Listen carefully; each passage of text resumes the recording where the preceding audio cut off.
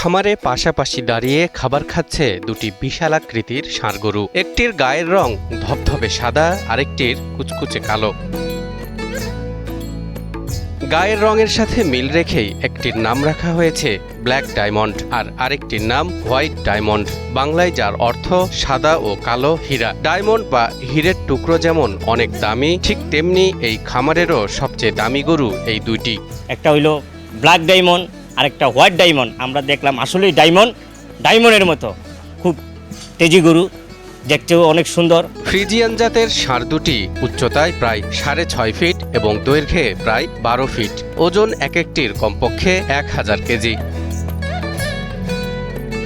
বিশালদেহী এই ষাঁড় দুটিকে মোটাতাজা করা হয়েছে সম্পূর্ণ প্রাকৃতিক উপায়ে। আসন্ন কোরবানির ঈদে এ দুটি গরুর দাম হাঁকানো হচ্ছে 12 লাখ টাকা করে।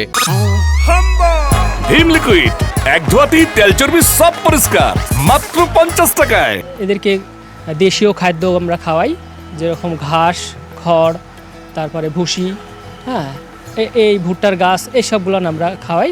কোনো কেমিক্যাল জাতীয় খাবার আমরা খাওয়াইনি, এবং যাতে কোনো নিরাপদ মাংসটা যেন হয়, এই জন্য আমরা এই খাবারগুলো খাওয়াই।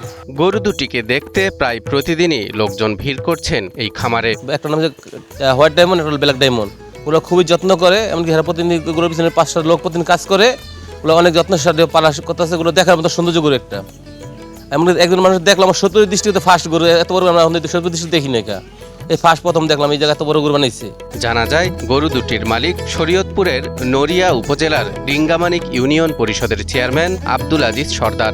4.5 বছর আগে দিনাজপুর জেলা থেকে 70,000 টাকা দরে 7 মাস বয়সী দুটি ষাঁড় গরু কিনে নিয়ে আসেন নিজ খামারে। এরপর সেগুলো লালন পালন করে প্রস্তুত করতে থাকেন। বর্তমানে আব্দুল আজিজের খামারে শুধু এই দুটি গরুই নয়, রয়েছে আরও 9টি ষাঁড় গরু এবং 21টি মহিষ। পশুগুলোর দেখভালের জন্য নিয়োজিত আছেন 3 জন শ্রমিক। তিনজন লোকের খুবই কষ্ট হয়ে যায়, কিবা রাত কিবা দিন, অত্যাধিক পরিশ্রম করতে হয়। এমন রাত নেই দিন নেই, 24 ঘন্টা ডিউটির উপরে থাকতে হয়। কি হয় না হয় দেখাশোনা করতে হয়।